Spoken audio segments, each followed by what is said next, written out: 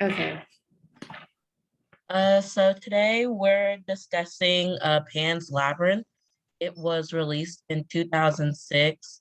It's a kind of war and fantasy movie. It pretty much follows a young girl. Her name is oh goodness, what is her name? Ophelia. So it follows Ophelia. She's just moved to a camp with her mother's new husband. It's set in 1940s Spain. So this is during World War II. And it follows her and how she becomes a princess of the underworld. Okay, so we said we were gonna start with the casting, correct? Yes, so the cast is all Spanish, which I thought was very great. Um, you know, to have your culture reflected in the movie. They really didn't have anybody casted that was not Spanish, especially since it's set in Spain. I think that that was a great choice to only have Spanish actresses and actors in the movie, because I felt like it made their speaking flow very well. It didn't seem choppy like when you have movies that does when people don't speak the language. It didn't seem choppy. I know at some points like I had to rewind and be like, oh, what are they saying? Because they talk so quickly. But the casting overall was really great. I think that the young lady, well, she was young in 2006, but I think the young lady that played Ophelia, she did a very good job really emphasizing like being innocent. Um, and then also the captain, he did a great job at being like a Villain. monster, like literally a villain. Like he does, I think if what I read right, it's like Nazi Spain. So like he does a great job really depicting like these horrible things that happened during World War II. But that's pretty much all for the cast. Captain, he played his role well because I really just I wanted to meet him outside and have a little discussion. Right. Getting on my nerves. Yeah, he did a great job like really selling the I'm evil point. Like, and I think what's even better is like we know that that type of thing happened. So to have the fantasy element of, you know, what she's going through her assignments to become the princess again.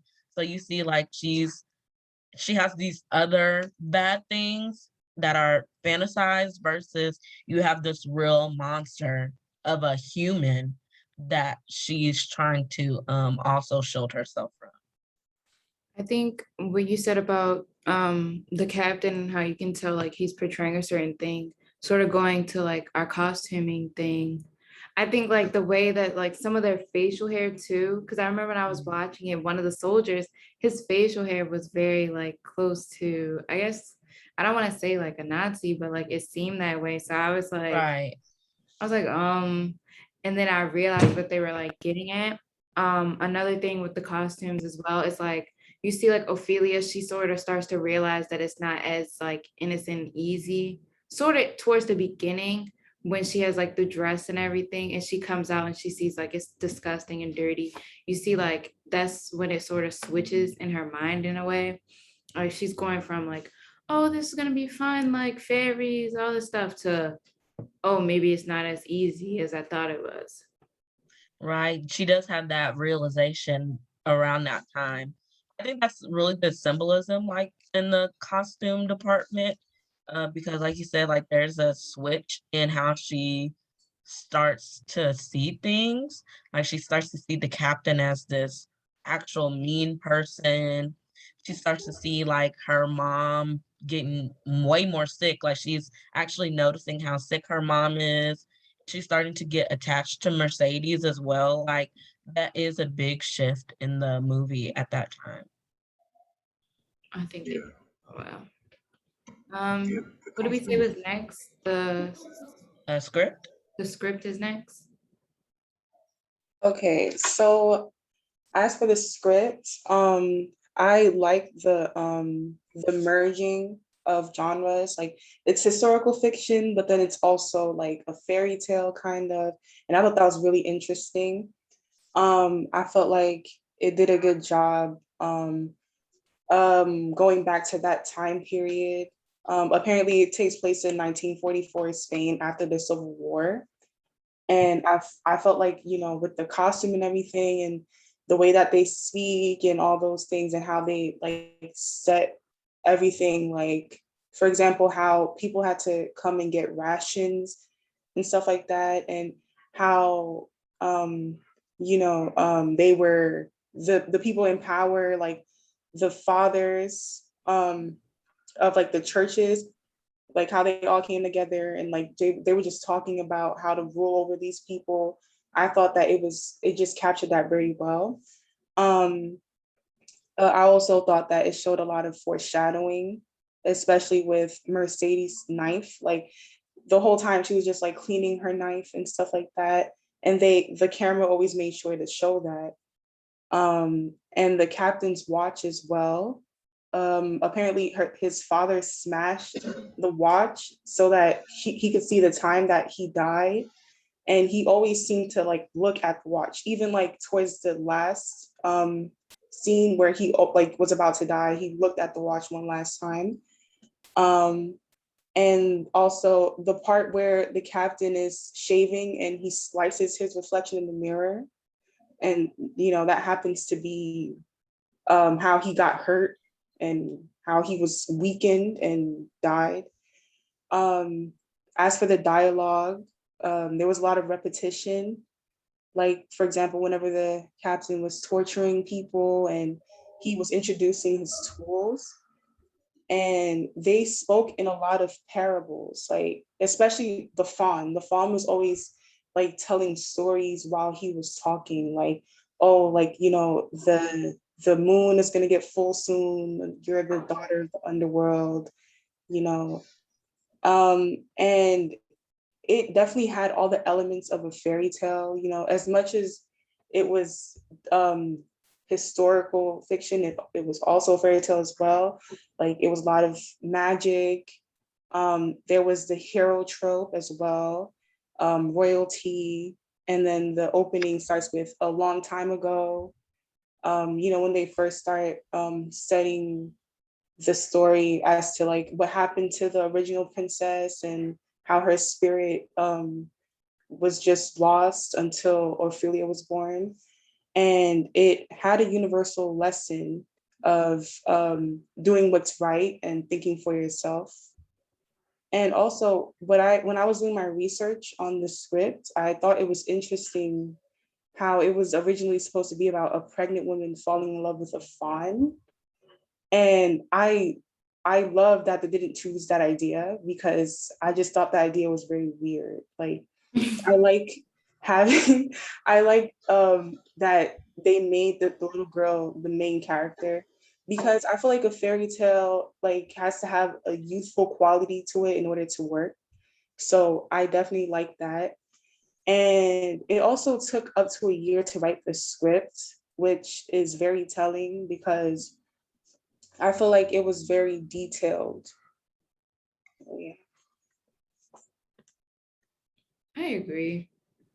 I feel like if they would have switched the story up, it probably would not have like, I don't know, it probably wouldn't have been as good in my opinion. And it probably would have been a little bit more confusing. Um, they probably could do like a prequel where it's like, oh, how did we get here? But I don't think they Yeah. should have made that like the first standalone movie. Mm-hmm. I think the lesson would have been lost with something else. Like, what would be the overall lesson if it was about a pregnant woman? You know, Yeah. unless it's really like honing in on like what innocence is. I can't see that working for the overall like fairy tale type lesson that we get in that movie. But like you said, I thought that the script was really good. There were some parts that I was like, okay, what's going on? But for the most part, there's so much symbolism and so much like metaphors, all of that type of stuff is really in this movie. I thought that they did a really good job, like bringing all that type of thing together. Yeah, I really like that they, you know how like one of the main things that she kept like being attached to the little girl was the books. Like she always had books, and then the magic book that was like showing her like the next kind of sequence in the fairy tale. I feel like it was really important for them to like kind of set the tone that it was a fairy tale because at the end of the movie when she's seen talking to the fawn and her stepdad or father doesn't see like from his point of view when it switches he doesn't the fawn is no longer there but she's still talking. So I think like it really emphasized like a fairy tale, and all the people kept saying there's no such thing as magic, like there's no such thing as magic. Her mom was screaming that at her before she threw the root into the fire. So it kind of made it seem like is this all in this girl's head because she's the only one who can like see the magic, even though us, the viewers, see the effects of the magic. What I appreciated about the script was how Mercedes was kind of introduced as kind of saving grace of the not too late and not too early. Like oftentimes in movies, you can kind of tell which person's going to be like the great in which the plot like flips. We didn't get that too early for Mercedes. I also feel like we didn't get it too late as to where we'd kind of just be confused and lost. Like why did it have to be this person? But so yeah, I feel like Mercedes definitely played a great role in this movie. Okay. Our next point is editing. Okay, so for the editing, I know like this movie must have took a lot of work because there's a lot of different scenery and a lot of different angles that they worked with. Like they had the rebels up on a mountain, they're showing guerrilla warfare. Like they cut to so many different types of filming, I would say. Like they have these big portrait shots when the cars are driving in and you see all the butterflies that kind of give you like the whimsical fairy tale vibe, and then you have like the up close and personal scenes where he's shaving or where she's like in the bathtub reading the book or whatever. So they like were able to do a lot with like using smooth camera, because like a smooth camera movement, I feel like it's kind of like when they hook the camera up to like a rolling car or something, so they can like show the progression of the story. Because to me this movie, when I saw the trailer or like the initial image, it was giving horror film and it was rated R, so I was kind of expecting pop-ups and like different spooky things. But a lot of the times when something scary was on camera, they had the actual thing in the frame and it like slowly became like something evil, like, or not evil because the fawn ended up not being a bad guy, but the spooky aspects of the movie were always actually there and they like slowly came alive. And I feel like that kind of deepened the fantasy of everything. Like when we have the guy with the no eyes, he's there and he's like slowly, putting himself together. The fawn in the initial clip, when the fawn is there, the fawn's there and the fairy kind of like touches the fawn and he grows from like a tree looking thing to a real person. So I just thought that that was interesting. And then you guys also mentioned they used like a ton of symbolism by like zooming in on the clock, or his wristwatch, and just all those little things added to making the film like reeling in your attention.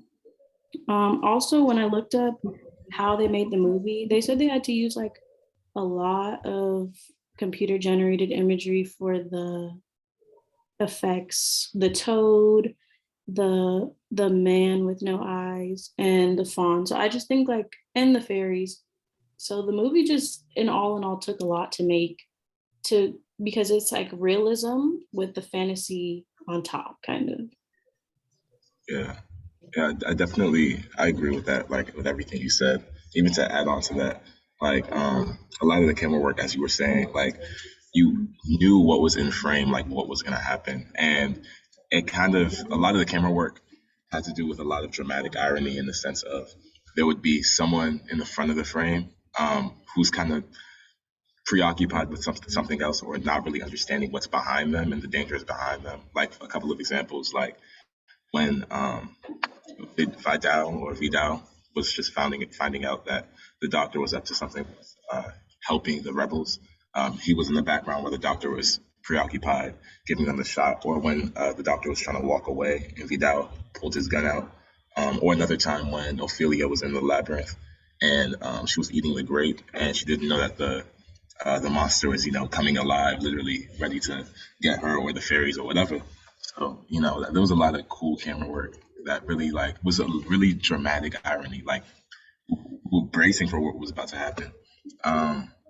And also what I really found interesting was the lighting in the movie. Simply because it was kind of simple, but it served a really important purpose. A lot of the times when they were fighting, or like when the soldiers were outdoors, it was a lot of blue tints, and to me that gives off like coldness or isolation. Another scene where Ophelia was sent back to her room, and she was alone. Like the blueness really felt like she was really, really alone. Like it really brought out that feeling of isolation. And really, the only warm parts of the movie was when Ophelia was with her mom and they were outside, or when Ophelia is in the labyrinth because it's lively, or at the end of the movie when Ophelia was returned back to her kingdom. Everything that was when everything was like clearly the warmest in the film, and I feel like it's very good that they saved that warmth for the end of the movie. Okay, so our next part is the music. And honestly, with the music, you could just tell with like, in my opinion, you could tell what was gonna go down. In the beginning, it was like you hear like light music, and it gave you like a sense of, oh, innocence, a child is like having fun, like, oh, she found out about fairies and stuff like that, like let's see where it'll go. But then like as it progressed, you see like the music got deeper and darker and like more intense, and like at some points it got louder, in my opinion.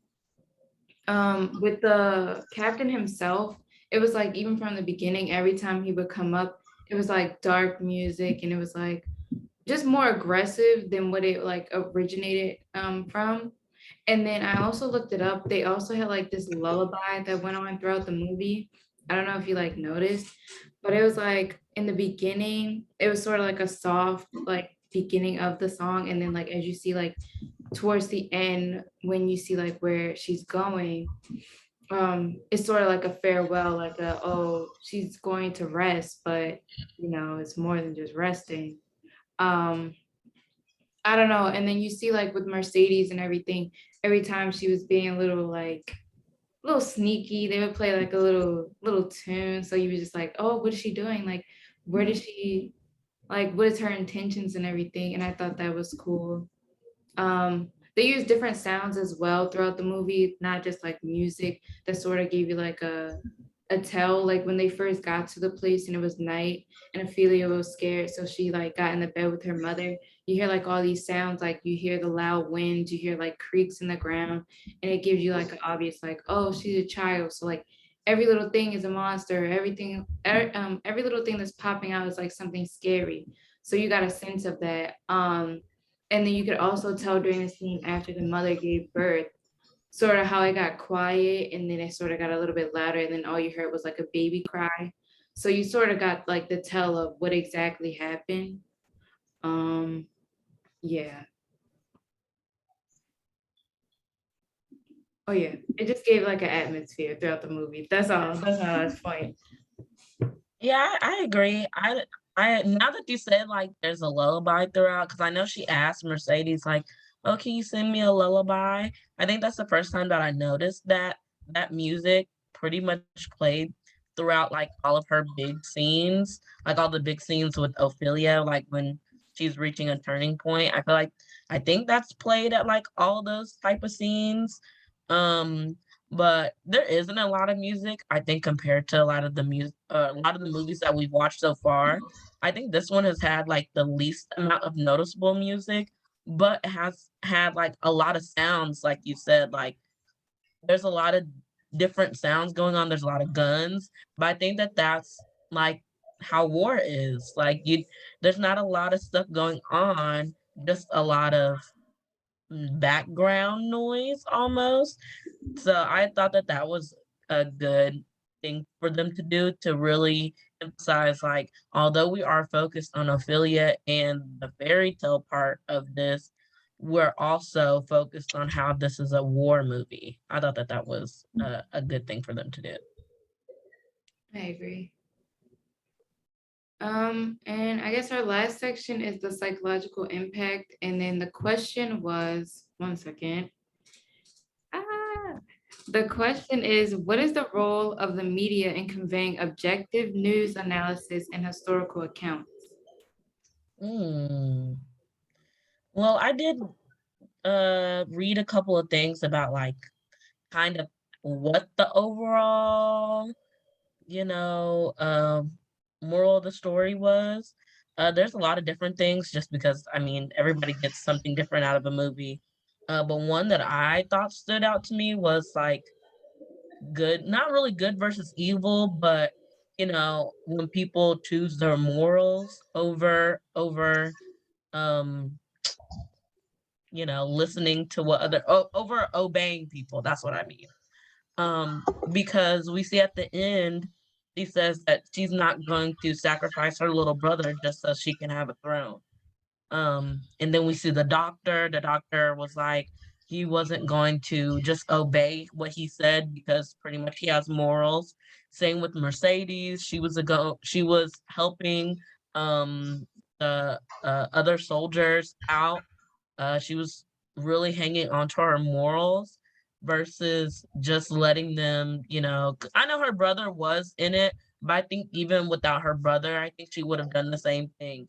So I think it really, really hones in on how uh, people have different morals, and how they follow them is really up to them. And if you're going to let, like, not somebody intimidate you, but if you're gonna go along with the flow, are you gonna be okay with that at the end? Like, just like when he had to give up his baby because he was surrounded, and he was like, "Oh, tell my son about me," and she was like, "No, he's never gonna know your name."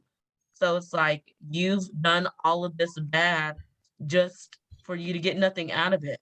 Like, you've made it to this point, and what do you get? You don't get a son, and you don't get to live. Because look at what you've done. Do you think that you deserve that? You don't. So I thought that that was a really good psychological aspect.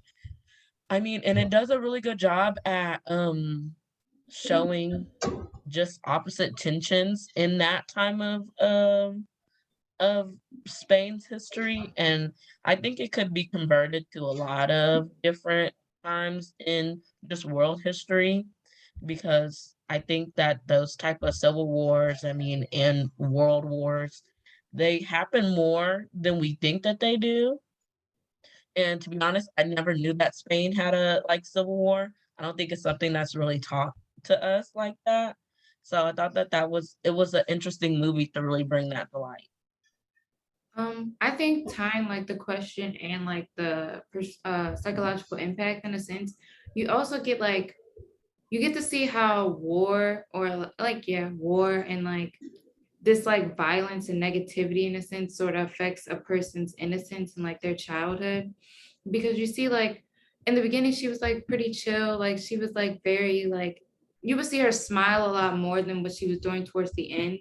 And I think that sort of shifted when her mother died, or like when her mother started getting sick, because you see like that's when the captain had like all the reins and everything, and he started like affecting her mentally in a way, like she was always frowning or sad or something like that, and he was always like, oh, you're doing this wrong, you're wrong, you're wrong. I don't know. So I thought that when I was watching the movie, like you see like this child sort of in a sense gets broken down while trying to also maintain that like childhood wonder and like innocence. Yeah, I agree with what Marche said about like her overall lesson that she got, that she concluded with the film. I kind of wrote down the idea that selflessness is rewarding, and that reward might not be immediate. And I feel like a lot throughout the movie, it kind of that was portrayed, but that was especially portrayed at the end when she did have the innocent blood, and even though her being selfless led to her demise, she still got her reward at the end of the day, and she still, I think that's the princess that she wanted to be. So Yeah, I also feel like media, like how it can be objective, is kind of like displaying both sides of the story because, like, for the captain, it kind of seemed like he was like fighting to avenge his father or like, keep up this legacy. And then for the rebels, they were probably really fighting for like basic rights. So I feel like that's like important that they did villainize, the people in blue, but they also like kind of gave them a little hint of, like a lack of bias by showing, they have their reasons for wanting to be on top because that's how they believe the society should be or whatever. So I feel like that's how media can stay objective, kind of just giving you everything, laying it all out and letting, you the individual or the response to the media have their own opinions and choose their own side. Okay, so do we have any like final comments about the movie, any characters, anything? Well, I feel like there were holes, especially at the end, because like the like her actual mom was like her mom in real life was her mom in like the underworld, and she was holding a baby. So I was just wondering, like, did the baby die? Like, how did she get that baby? You know what I'm saying? Like, and She then like, did say like if you let her live, you can become a prince. So maybe that I don't know, like everybody can have a different interpretation of the ending. So like is she really the princess of the underworld? Or is that just her last dying thought? Like what would it be? Is that, because she was still a child. So is that just her imagination as she was dying? Or was it mm, true? Like because she, when her mom was so pregnant and she was sick, she was like, if you let her live, you can be a prince. And she did live for a little bit, but, of course, she ended up passing away. But she didn't blame her little brother for that. So, I mean, it's kind of hard to say. right. Yeah, because I don't know. I just thought that was interesting how she was holding a baby and she was like, "Oh, your father was waiting for you."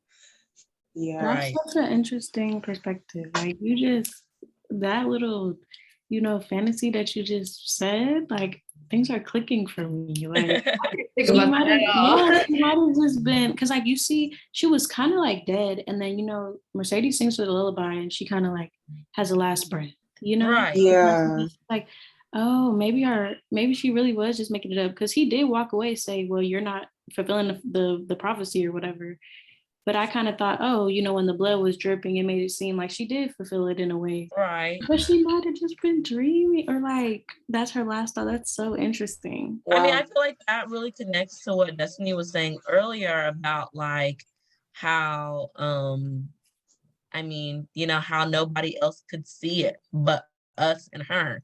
So like was she imagining it because she was so like the war really took a toll on her and being in that space really took a toll on her. So was that her coping mechanism? Mm. Was being able to just fantasize? Or was it real? Like it's really hard, obviously they want it to be hard for us to make a decision, but it's like do we believe that all of that was happening? Because I mean, she did snatch her brother up, but we did see the doorway, the chalk doorway, and the door was locked when Mercedes and them came in. So it's like, how else would she be able to get to her brother if the door was locked? Like, I don't, Mhm. it's just, there's so many moving parts, but why would the fawn care about being seen? Like, he shouldn't have, but also like it plays into how she dies. Like it's just so much that there's so much there that you could take it so many different ways. I think that's why there's so many interpretations. Yeah. Your mind? Okay. No, for real. I wasn't thinking of Wow. that.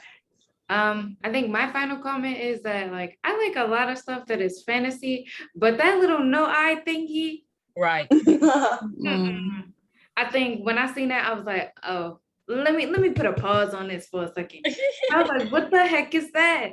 It just out of everything I've seen in a lot of shows, I think that's the one thing that really Yeah, made me like, Yeah. I don't know if I like definitely. Look, this is something else that I looked up. It said that that's supposed to symbolize like the Catholic Church and their greed because like all the pictures were like them eating children and then luring people in with all this great stuff, but then turning around and not like stabbing them in the back, but like they're so greedy that they don't notice all the stuff. Anywho, I thought that that was a really good point. I was like, oh, I it. can Was just like, see. why is this naked man with no eyes sitting there? Right, Like, what the heck right. is It was going super on? creepy. Also, if you guys noticed in that scene, there was like this huge pile of children's shoes. Yeah. And that made me super uncomfortable because I was like, oh, So she's not making it out of here, you know? and Yeah, like I was so like, is that girl, supposed to be like run. all the like who else knows of that thing? Like, is it all of the pastors? Because like, they said it's been Oh, like centuries since she's been back. So is it like all the versions of her until this point have died that way? Like Marcia, I you was have your thinking caps on I right was now. no, like, what? for I real. Why the was Like, thinking shoes? that Why the I, shoes? I Like really was not thinking like that. you At have but your I mean, thinking cap it on didn't. right It now. never went into depth about the shoes, But they did show her shoes, when she was crawling out the top. Her shoes looked just like that. So I was like, "What is this supposed to be Oh, her?" Like, Marcia, you have your thinking cap wait. on. I didn't even pay no mind. I'm about to go back and rewatch that one scene. yes, I was like, "Oh, what is this?" Yeah, That's crazy. That's too that's much. what I mean. Like, they did really, really good with the symbolism. Like, it was everywhere. I was like, they really did a great job, like with really tying a lot of the kind of horror-ish elements still in with the fairy tale. Like, I don't know, the director and the writer, I mean, hats off to you because I've never seen a movie really, really like encompass all of these elements and do it under 2 hours. Like, Mhm. it's a pretty short movie. Like it's an hour and a half, hour and 45 minutes. I'm like, this is a short movie for y'all to really pack it in, but make it seem so full. Because there's some long movies out there that be doing the same thing, but it don't be the same. The Five Like the Bloods. Five Right, Blood, exactly. right. It just don't do the same. But it was really, really good overall. I think that was a great movie. Okay, so we have 1 minute left, and I will stop recording.